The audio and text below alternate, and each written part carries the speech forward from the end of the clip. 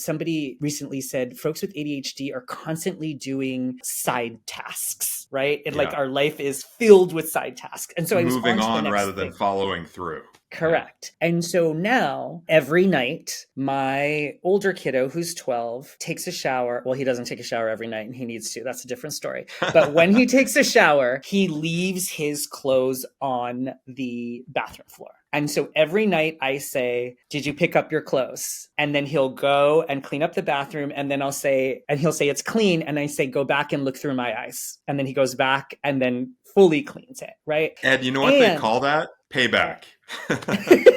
Yes, I call it my mom's curse because she definitely, right? And because I am doing different type of work and because I understand neurodivergence, I don't get mad about it, right? I understand that this is a journey and that I'm going to give it exactly how much energy it needs. And that the real goal for me is I want a clean bathroom and he doesn't care about it. And so I'm just going to get the clean bathroom and I'm not going to take any other energy or lessons or interpretation of it. And so that's a way that understanding neurodivergence, in this case, particularly ADHD, can be really helpful to parents because we yell at the ADHD all the time. We as parents in general. And it doesn't have to be an actual neurodivergence, right? It can be a quirk of your child that your 4-year-old is just having trouble following more than 2 directions, right? And so let's not get angry. Let's build the skills to follow multiple directions. And that's a lot of the work I do with parents is seeing behavior shifts, not as taking what your kids are doing personally, but flexibility is a skill. Transitions are a skill. Listening to multiple directions is a skill. How do we build those with our kids? Embrace it and use it for a positive outcome. That's great. Yeah. How many adults do we know that struggle to listen to multiple directions at a time, right? So most. Yes. Yes. There's so many amazing concepts that you cover within Village Well. We can't cover them all here, but there's one term that I really found fascinating and I had no idea what it meant. And I really would like you to explain it so that I can understand it and the rest of the friends and family can as well. You talked about decolonized parenting. What is that? And why is that an important concept? I think that's a term that I have embraced and I'm still learning. So that caveat, and I alluded to it a little bit with queer history. I know that for all ethnicities everywhere, we had in our clans, in our tribes, in our villages, ways of raising our kids that were usually communal, that often allowed our children a lot of responsibility, but a lot of freedom as well. And through colonization, when Europeans saw different groups around the world as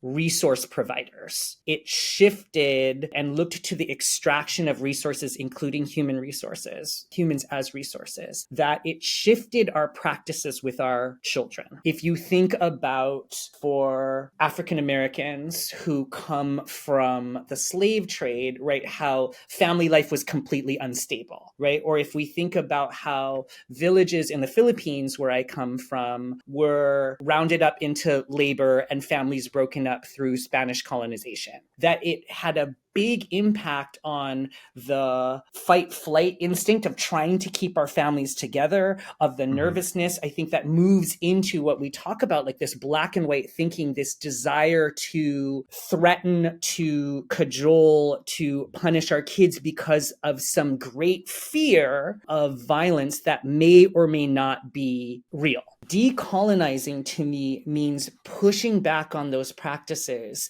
and saying, I'm going to own my parenting, my family, my values in a way that makes sense for me. I'm going to look at how violence seeped into our cultures and family practices and work to remove that violence and instead hold calm power. I am going to create new villages, which is why my company is called The Village Well, because I think healing and child rearing and growth is always done in community. And so it's pushing back on these practices that have come in through colonization and reclaiming a space for freedom, if you will, within our families. We are now moving into a space where many families are saying college is an option. That might be great. And there are other, but it's not a guarantee of success. And there are other options. And it's not for everyone, for sure. No. And so I have a kiddo who really struggles with academics. And one of the things that I'm really clear to him about is you should go to college if college is a clear pathway to something that you want to do. Other than that, there are so many different paths, right? He loves animals. So you want to be a veterinarian, go to college. You don't, be a vet tech. Or he loves working with his hands, as many neurodiverse people do, are often. I am an exception to that. I have no small motor skills. What about career where he's using his hands? And those are all valid. And I think we're having a better conversation about that. And why it's decolonization, right? Is it saying that this model has been placed on all of us? Let's push back and say that there's so many different paths to success that could benefit all of our children.